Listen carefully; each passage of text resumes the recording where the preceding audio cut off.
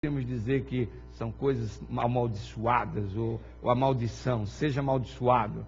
E o versículo 9 ele diz assim: assim como já vos dissemos, agora de novo também vos digo, se alguém vos ensinar um outro evangelho, além do que já recebeste, seja anátema, seja amaldiçoado, seja colocado à parte. Persuado eu agora os homens, a homens ou a Deus? Pergunta Paulo. Ou procuro agradar a homens? Se estivesse ainda agradando aos homens, não seria servo de Cristo. Mas faço-vos saber, irmãos, que o evangelho que por mim foi anunciado não é segundo homens. Eu não recebi nem aprendi de homem algum, mas pela revelação de Jesus Cristo. Pois já ouviste qual foi antigamente a minha conduta no judaísmo, como sobremaneira persegui a igreja de Deus e assolava, e na minha nação excedia em judaísmo a muitos da minha idade, sendo extremamente zelosos das tradições dos meus pais. Meus queridos, é maravilhoso. Olhem só, no versículo 10 e 11, Paulo fala de um evangelho segundo homens. Não é um evangelho segundo Deus. Paulo aqui não está falando do evangelho eterno, mas ele está falando do falso evangelho. Satanás inventou o falso evangelho para confundir os cristãos. O falso evangelho, ele não nega o sacrifício de Cristo. O falso evangelho não nega a justiça de Cristo. O falso evangelho, ele não nega o sacrifício de Cristo. O falso evangelho não nega a volta de Cristo. Mas quando chega na hora da prática, o que prevalece é a justiça do homem. É a nossa própria justiça. Nós somos adventistas, guardamos o sábado, aceitamos a palavra, estamos dentro da igreja, mas quando chega a hora de viver o evangelho na prática, a justiça que predomina é a nossa justiça, não é realmente a justiça de Cristo ou a justiça de Deus. E esse é o falso evangelho que Satanás está introduzindo no meio da igreja. Meus queridos, no falso evangelho as pessoas lutam por supremacia, as pessoas lutam por cargos, as pessoas lutam por posições, as pessoas lutam por poder.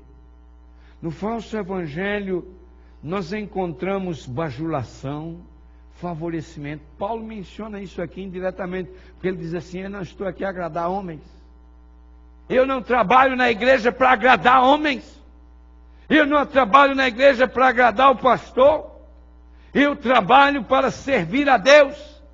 Há irmãos, às vezes, que quando estão na sua lida dentro da igreja e encontram obstáculos e dificuldades, abandonam a função e o cargo, às vezes magoados ou chateados, pensando que está trabalhando para a igreja ou para pastor, esquecendo que está renunciando à causa de Deus.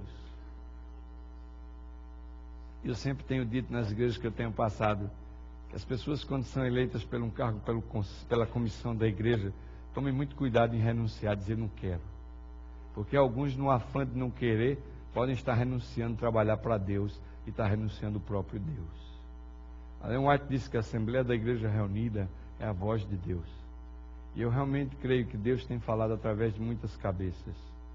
E não estou aqui dizendo que às vezes o inimigo não se intromete pelo meio, mas quando ele faz isso, Deus conserta, nem te preocupa.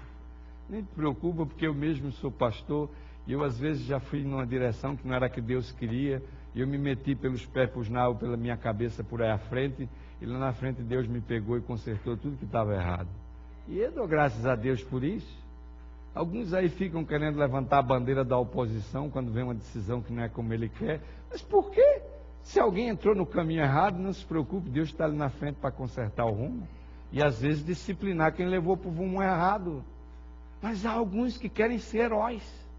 Querem ser heróis e se levantam e fazem guerra e criam problemas. E, meus queridos, essa obra não pertence a homens. Essa obra é de Deus. No Evangelho eterno, o poder de Deus é manifestado e não há conflitos. O conflito é contra Satanás. O conflito é contra o inimigo. Nós temos que compreender que o falso evangelho, ele tem levado a igreja a uma mornidão espiritual.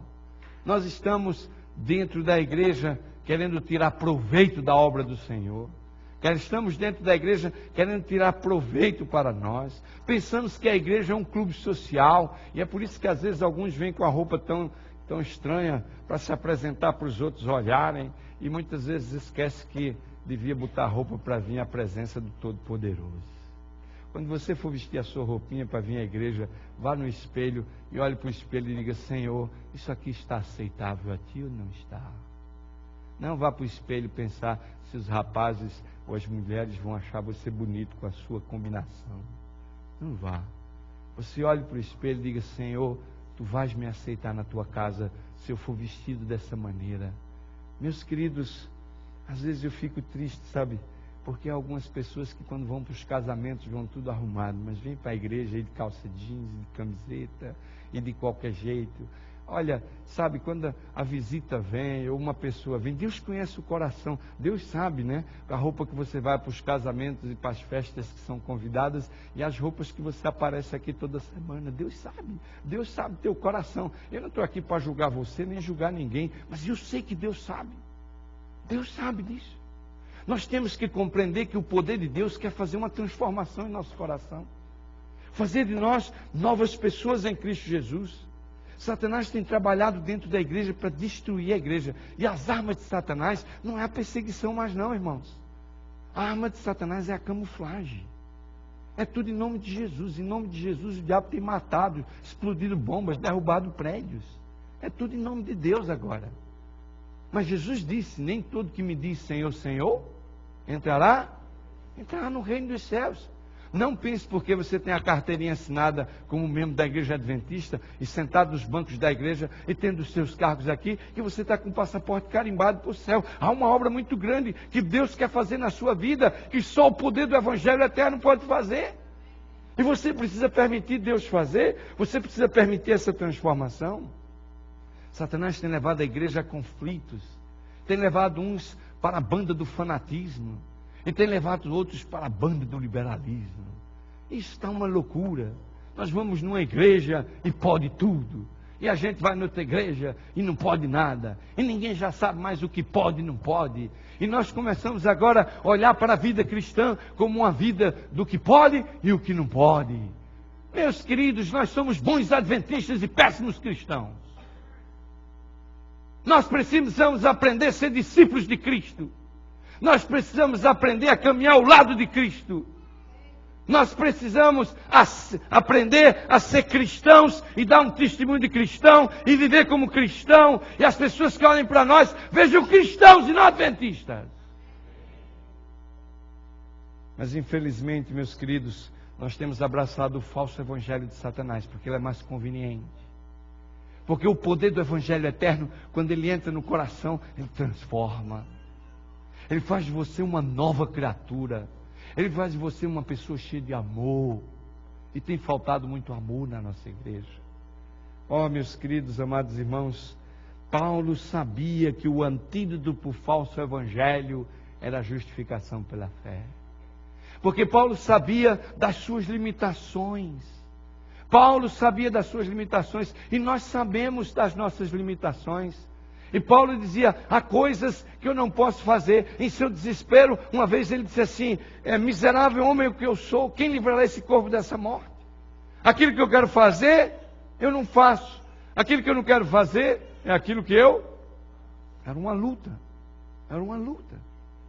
Mas eu gosto de ler os escritos apostólicos de São Paulo, quando ele diz assim que já não sou eu mais quem vivo, mas Cristo vive em mim. Esse é o poder do Evangelho eterno.